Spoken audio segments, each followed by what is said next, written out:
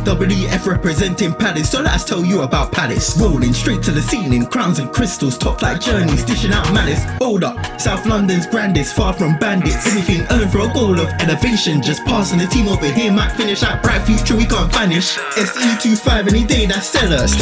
Rev up the engines, no more reverse reactions. Fan cams, bands on stream. Share up the team, support the dream team when Eagles fly, make noise and scheme. Dare to dream or dream to dare, taking a step to become supreme.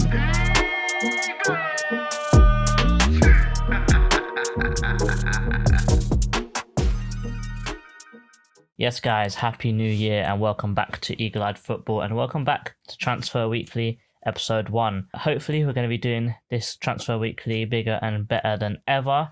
This transfer window in January, we're going to be doing it every Wednesday, so this will be Wednesday the 1st, 8th, 15th, 22nd and the 29th for episodes, so we will get 5 episodes and 1 deadline day stream on the 31st. So there's a lot of news revolving around Crystal Palace. I'm going to be covering our loans and how they're getting on so far and if we need to bring them back or not. A little bit of updates on our ownership and unfortunately only through one player, but after this episode we will be going on to more and more players in each episode. What do we need? In my opinion, before the window even starts, we need a left wing back. We need someone else going forwards, whether that's a winger on either side, or not even a winger, a number 10 on each side. And probably more depth here and there, really. So looking forward to it. And as always, let's get into it. So the updates are John Textor is still trying to sell his shares in Crystal Palace. The people who are trying to buy it, Sportsbank, they are a group of Palace fans that actually are Palace fans. If you go back through and you look through their Twitter and you look through their social medias, they are Palace fans. They have been fans before even the founding of Sportsbank, so they have been proper fans and they're not just fans for the sake of buying the club and getting on our fans' side. I'm looking forward to it actually. I think it's a good move maybe if Textor's not getting exactly what he wants, and also with seeing that Lyon are in a little bit of financial trouble right now, probably the best thing for him to do is to sell. The quoted fee is about £230 million and he's going to be making a lot of money as well on this deal, and the amount of money that he owes to keep Lyon or to keep them afloat is actually astronomical. Most likely he's going to be putting them on the New York Stock Exchange to raise that cash, but that is high risk, high reward, and if it goes the other way, then he's going to be even further in the hole, and selling Palace is probably the better financial decision, more safer financial decision to then focus all of his efforts into Lyon, Molenbeek and Botafogo. The original plan for Sportsbank was to invest in Textor in Eagle Football to then get their investment into Crystal Palace, but now that has sort of seemed to switch with obviously the new financial issues at Lyon. They're looking to buy his shares out completely, and then those two who are the owners of Sportsbank to sit on the board of directors instead of going through Textor. They are fans, so it makes me feel a little bit more at ease than I would be if it was just any old American buying into the club. So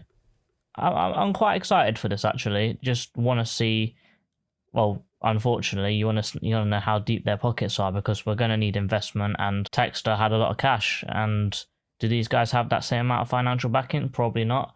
But if they're both fans of the team, most likely they're going to try and put a little bit extra cash into the club to, make us go further. On to the loans now. And there are quite a few disappointing loans, but we're going to go through every single one of them and let you know how everyone's getting on. First up, Nara Ahamada, currently on loan at Stade Rennais, who are 12th in the French league table, and he's only played 99 minutes of football this year, once in the league and once in the cup. Most of the time he's not even been on the bench. And he hasn't even been injured either. So he's just been there chilling and getting paid. And if you're wondering why I'm using an announcement pic here, it's because I haven't actually found a single image of him in a shirt or even on the pitch for Stade Rennais. I think the best thing for Palace to do, if we even want to cut our losses with this guy, you've got to pull him back and you've got to send him out somewhere else, because 1, they're not playing him, and 2, is he even good enough to play there? We might have to send him to the league below, because, that's what he might need to get his confidence back and, to get playing again. Jezran Ratsaki is currently on loan at Sheffield United, who are 2nd in the championship table. He has 22 appearances, 4 goals, 2 assists with 1,205 minutes played. Doing very, very well this season, and if he keeps it up at this rate, he will be in the Palace squad for next year. Malcolm Ebue, currently on loan at Oxford United, who are 20th in the championship table, so they are struggling. but he only has 6 appearances all season with 186 minutes of game time. No goals, no assists. For someone of his talent, or his perceived talent, let's say at this point, it's not good enough. You need to be playing constant football at this level. And he didn't even get constant football at Molenbeek, which I would even say is lower level than the Championship. 2 Championship loans, Hull City, and now Oxford, hasn't seemed to make it. Does he have the talent? I'm not sure, probably, because he did play well in the youth teams, but youth team and men's football are just 2 completely different things. Is it his attitude? I'm not sure, but if he thinks he's got the talent to be playing in the Premier League, he needs to show it. And if you're not even getting into a struggling Oxford team that would love for an expressive, outgoing player like he is and like he can be, like we've shown at Derby, that's what they need. And if he's not even getting on the pitch, it's very telling, let's say. Needs to be recalled, needs to be sent out again. Does he need to go down to League One to get some confidence? Probably. But I think Crystal Palace should definitely pull him back and send him out on loan again in this January transfer window. Joe Whitworth, absolutely excellent loan. On loan at Exeter, 13th in the league, 25 appearances, conceding 31 goals and keeping 10 clean sheets. Incredible, saving a few penalties as well. If he keeps this up, he will be in the Palace squad next year. Exeter fans love him. We love him. He's doing amazing. David Ozo, on loan at Derby, who are 16th in the Championship table. He did have quite a bad injury not too long ago, and that's why he hasn't been playing too much. But before he got injured, he was really starting to come into his own. Scored a goal, playing quite a lot of minutes. 8 appearances, 1 goal, no assists. 527 minutes of game time as well, so he's definitely playing a lot of football. Fans loved him. They thought he was a very unique type of midfielder, someone who can bully and defend really well, but also have the ability to pick up the ball and dribble forwards. So they were really liking him, and I think that the Championship is the right level for him, because I wouldn't say it looks easy for him, but he's definitely making an impact within that Derby team, and they're so low in the table. I think the second he comes back, I think they will start to sort themselves out again in the Premier League, and I'm sure he'll start to regain some of that form that he had. Odsonne Edouard, currently on loan at Leicester City, who are 19th in the Premier League. We sent him there because we knew we were going to get Eddie Nketiah in, so Eddie in, Eddie out. But at Leicester, not really worked out for him. 8 appearances, no goals, no assists. 229 minutes of game time in the Cups and the league. Not good enough. There's talk of him coming back to Crystal Palace to potentially go out on loan again. But if I'm honest, I would bring him back and I'd leave him at Palace. I'd put him on the bench because we need more attacking options. He can play up front. He can play on the left wing. Granted, I know we need another, left-sided 10, right-sided 10. But just having him on the bench and having him in-house already, you might waste 6 months of his career.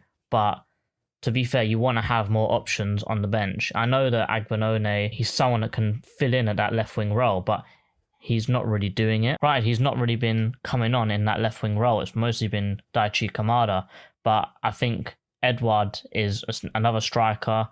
If Mateta gets tired, you could put Nketiah or Edouard on, or you could put them both on and have 2 different kind of strikers up front on again. So, it's just more options off the bench, and I think that it wouldn't be the end of the world to bring him back and keep him on the bench. Teo Adaramola, currently on loan at Stockport, 5th in the league, but, he had a good preseason, got badly injured in a preseason game, which I still don't know how that player didn't get sent off for it, but he hasn't been playing much. He's been fit again. He's been coming on here and there, but I think we need to recall him to send him out again. Just not getting the game time he really deserves. And, if they're pushing for the league, they're not going to be wanting to change their left back and try and put someone else on. That's still technically unproven, is still a youth player. So I think it's probably best to send him maybe into League One again, but to a team maybe a little bit lower down, so they will. And someone that's actually struggling with a left back primarily as well would be good. So he's guaranteed game time. So that's really best for him. Owen Goodman, currently on loan at AFC Wimbledon, 2nd in the league. And, Goodman is probably one of the main reasons why they're on this title charge at the moment. Amazing game, week in, week out, 27 appearances, only conceding 24 goals. Do you understand how incredible that is to concede less goals than games played? And even for a team in League 2, that is quite impressive. Also, 11 clean sheets, incredible season for him, and definitely, even though he is in a league below Whitworth, these performances will not go unnoticed, and there will be competition between him and Whitworth for who gets into the Palace squad for next season. Put in the comments below who you'd rather, Whitworth or Goodman, to be that 3rd choice keeper, or 2nd choice, because good old Remy Matthews, he's there for the vibes. He'll always be 3rd choice. Who's second choice, Goodman or Whitworth? Killian Phillips, currently on loan at St Mirren, 5th in the Scottish Premiership. Very good season, 17 appearances, 2 goals, 1 assist, 1,406 minutes played. Good year so far. Leave him there, he's having a good season. Ademola Ola Adebome, currently on loan at SK Beveren, who are 5th in the second tier of Belgian football, with only 9 appearances, no goals, no assists.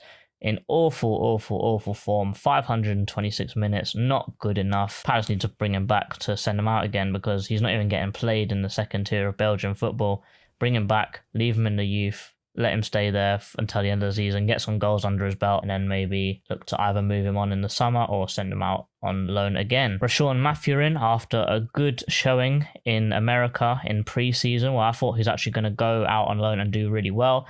Unfortunately, that hasn't been the case. On loan to Hartlepool, who are 13th in League 2, 10 appearances, 1 assist, 384 minutes played. Needs to come back, needs to go out and develop more. Definitely a lot of talent in there. He was on the Spurs bench a few times. Great talent, just not being used, not being played. I don't think he's been injured as well, so just a little bit disappointing. And, hopefully, we can get something out of him, maybe leave him in the youth team until the end of the year to get his confidence back. Jack Wells Morrison on loan to Wealdstone, who are 19th in the National League, 21 appearances, 1 assist, 1,589 minutes played. Is good. But unfortunately, on this kind of loan as a 20-year-old, there's still room for him to make it. But I think that he should have been going for a team a lot higher, maybe a League 2 team at the minimum. Palace fan, loves the club, did really well in the youth team. But is this a step too low? I don't know, but he seems to be having a very good season. Seems to be one of the top performers in the whole league down there, which is not surprising. But when he comes back, he needs to go on a higher loan next year. He really does. Final loan update now. Danny Imre, currently on loan at Bromley, who are 12th in League 2. 23 appearances, 2 goals, 4 assists in the season with nearly 2,000 minutes played, which is unbelievable. He's doing so well that Bromley are trying to convince him to stay for the whole season because there is a lot of interest from Wycombe Wanderers, who are in League 1, and they want him there for the rest of the season. I don't want to do Bromley dirty like that because they've been taking quite a few of our younger players and they've been developing them, but for his development path, it's probably the best thing for him to do, because if he's really making that League 2 look too easy for him, this will be an incredible opportunity for him. What Wycombe Wanderers are looking for a right back, they need someone that can bomb down that right wing, and that's exactly what he can do. And if he's going to keep getting the same amount of game time as he's getting at Bromley at Wycombe, I can't say no to this. He has to go. Put in the comments below, what do you think? Should Imre stay or should he go? Overall, 6 pretty bad loans where people need to come back and go out again, or just come back and stay, but 8 good loans, so it's pretty balanced, half good, half bad. Hopefully everyone gets the game time they deserve, and loaning people is literally just to get them game time so they can develop and improve and become an asset to Crystal Palace, whether Crystal Palace use them in their first team, whether Crystal Palace use them in their youth team, or whether Crystal Palace sell them and make money off of them to then buy new players for their first team. The loan system is good, and I'm happy that we've actually got so many players out on loan, because in previous seasons, we haven't even used our loans. We haven't even loaned out anyone. So it's good to see we've got so many people out on loan and trying to do their best for the club. Jan-Niklas Beste, 25-year-old German international, currently playing for Benfica. And I'll say this before even delving into this player any deeper. He has literally just transferred to Benfica in this summer for 8 million euros. Contracted there until 2029. This means his market value is roughly about 15 million euros according to Transfermarkt. For this reason, I don't think he's going to move whatsoever. But we're linked with him. We've been linked with him for a while. Let's get into it. He's a quality player, and even though I don't think he's going to go anywhere, he'll be an amazing signing for Crystal Palace. Not because of his form at Benfica, but more likely for his form at Hindenheim before going to Benfica. Reports started coming out about this player in the 21st of December, so we've actually got rumours of players in positions that we actually need before the actual window opens, which gives me a little bit of hope that we're going to be trying to get business done early in the January window, because Oliver Glasner was really upset with how we did our business and how we took so long to do it. But you know how Crystal Palace function. It's just, we have loads of rumours, we don't actually do anything until the last few days. So it's Crystal Palace, we're going to do the same thing, even though Glasner's going to be very upset that we're not doing exactly what he needs. And to be fair, we need to be getting these players in early, because we saw what happened, such a slow start to the season, all because of the transfer window. But hopefully we've learned from our mistakes, and these links give me a little bit of hope because of how early they are. Beste is primarily a left-footed left wing back, but he can play left back, left wing and right wing, which shows the versatility that he can bring to our team. There's been times where Hindenheim or Benfica have actually had injuries up front, and they've pushed him from left wing back forwards to fill in for those players up front, because he has played on that right wing before. He has cut in, shot, and he has a very good left foot on him, so he can play both sides. Players on the left, he's more likely for crossing. If he plays on the right, he's more likely to cut in and shoot himself. I think it's very telling that a wing back is so trusted in a forward position. That just shows the technique and his ability to carry the ball and to go forwards with the ball at his feet. His carrying stats are very good. His dribbling is very good. The close control is very quick, very calm and composed on the ball. There's some times where he'll run into the box and just stop on a dime, and the player that's going to try and tackle him just goes flying by him, and he just slots the ball into the bottom corner. So he's got a lot of composure on the ball, and someone going from Tyreek Mitchell, I'm not saying Tyreek Mitchell's a bad player, but going from someone like Tyreek Mitchell to someone like this that can do what he can do with the ball, it's going to be heaven and hell difference in our team. Also, he's got a similar working engine to Daniel Munoz. This is because in his Europa League games, where potentially he wouldn't be running as much, he's still covering 2.5 kilometers every game. And this is similar running stats to Daniel Munoz, only a little bit less, but the fact that he can run so much, he's so good with the ball, and he's actually pretty physical as well for someone that's really small. The wing backs in this formation is the most important outlet, and for someone going from, as I said, Tyreek Mitchell, who's not very good at going forwards, to someone that can dribble the ball, that can pass really well, and his crossing is unbelievable as well. It's going to be amazing to watch it happen. Also, he is a left-footed specialist at free kicks and dead ball opportunities, so he will be taking half of the corners from one side with his left foot. It's going to be a little bit like when we had Eze and Elise last year, when they would stand over a free kick and the goalkeeper have no idea what to do. Does he go for the left foot or does he go for the right foot? This is a very good way of confusing the goalkeeper, and we used it so many times that hopefully we can have Beste and Eze standing over free kicks in a few weeks. Even though Beste is a very good player, and we've shown it here, he doesn't seem to be having the best start at Benfica. He's been memed on Twitter whenever he's had a bad performance, and he's only had 488 minutes of game time so far, so he hasn't really settled. And also, he isn't in favour because other people are playing in that left wing back position over him. He's only really getting minutes here and there when, when someone gets injured, when it's like 90 minutes. He's not really getting into the team, and he's not really showing the form that he had when he was at Hindenheim. And I'm sure if he comes to Crystal Palace, he'll get the game time to show that kind of form. The reason why I keep talking about his time at Hindenheim, granted it was only 6 months ago that he transferred to Benfica, so he wasn't there too long ago, but there he was outscoring his XG incredibly. Super clinical. His XG was only 4. He scored 8 goals last year. Amazing at defending. 2.5 tackles per 90 on average throughout a whole 39 game season that he played, and he started every single one of those games as well. 8 goals, 11 assists from wing back, and that's only in the cup. I'm not including any cup competitions there as well.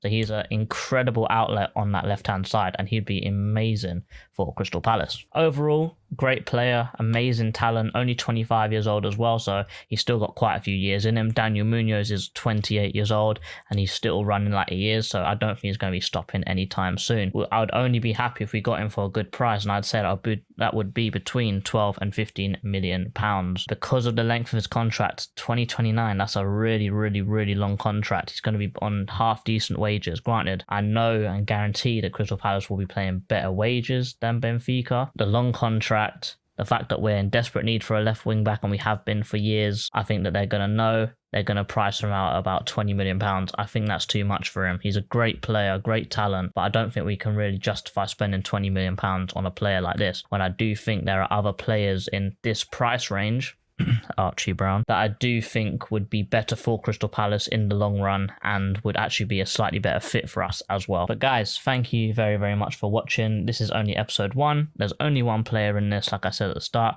but the more we go through the window, the more we'll be talking about more players. Please put some players in the comments below who you want me to cover. And as always, guys, thank you for watching, and up the Palace. Yous.